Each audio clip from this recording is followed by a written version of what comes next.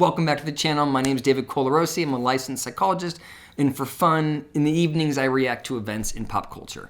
And tonight, we're talking again about Jada Pinkett Smith. And the beautiful part about it is like this whole journey, as difficult as it's been, has just brought Will and I closer in such an authentic way. And look, I'm reluctant to do it, but Jada just drives me. It's not that Jada bothers me.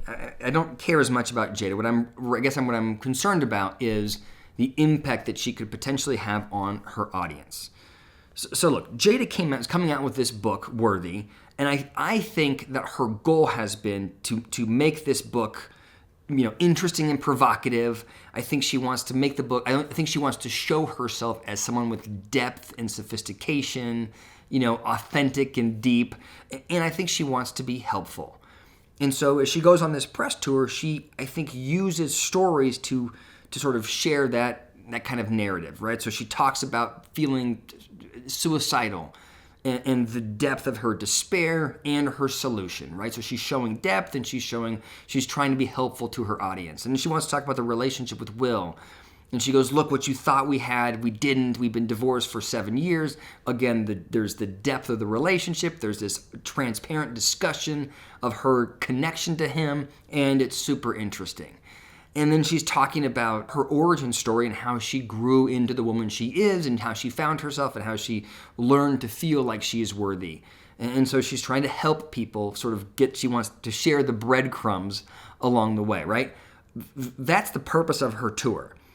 Well, all of those things, I think, have landed differently than she wanted, and in particular, the discussion of Will Smith. So Jada has come back around, and she's circling the drain again and going back on the Today Show to sort of write the story, write the narrative, and say, we had this split, but we've come back together. We had to go through the split. We had to separate in order to really find an authentic connection.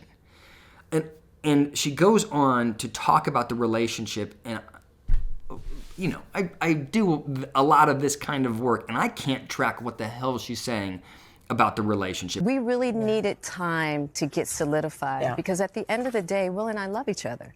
Mm-hmm. We had to really figure out what we wanted before we went into the world to say what was going on, because we were in such, we were just kind of in this very fragile place. And so now we're just super solid. It's just platitude on top of platitude on top of platitude. And I just have this concern that Jada's audience hears that and then thinks that's what a real relationship looks like. If you really know somebody, it's crazy and difficult and heroic in some ways, and there's despair in other ways. What I would like to tell you is that's not at all how it should look. If you can't describe your relationship in a super linear way, there's a problem.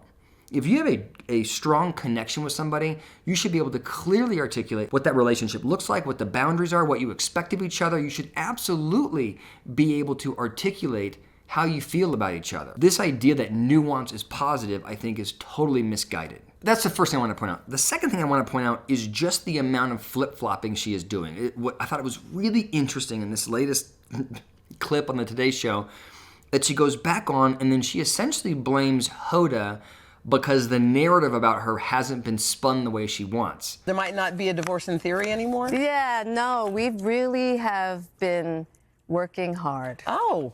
See? Okay. Well, I didn't know that. We might I was trying to Well, wait. Totally missed that on the whole. That's the whole thing. So, wait. And again, I'm hoping that her audience can hear her, and know that she kind of can't be trusted because she's clearly got an agenda. The third thing I wanted to talk about is her continued discussion of ayahuasca as the solution to her depression and maybe more importantly, her suicidal ideation. From a psychological standpoint, what I care about it is less about the treatment. My issue is the way that she talks about it in reference to her suicidal ideation. For everybody I've ever worked with that has experienced that kind of depression, where they're thinking about killing themselves, it is a traumatic and horrific experience.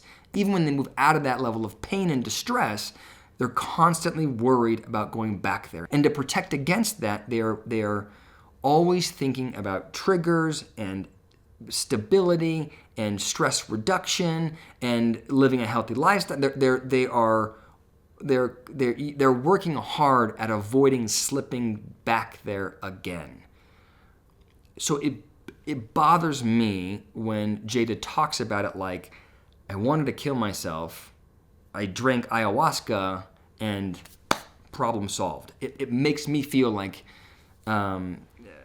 she's telling a story, and I worry about her audience hearing that and then thinking ayahuasca must be the solution and therapy and traditional medicine won't work. Or even worse, they do ayahuasca, it doesn't solve their suicidal ideation, and then they react very negatively to that because nothing works. So for this person who seems very comfortable blending the lines of reality, very comfortable creating a narrative, to then be talking about the treatment of suicidal ideation is just concerning. So those are my thoughts. I should say, I promised in my last video, if the video got more than 100,000 views, that I would read the book. It got way more than 100,000 views, so I will be reading the book, and I will report back to you what I think. So thank you for listening. Leave your comments below.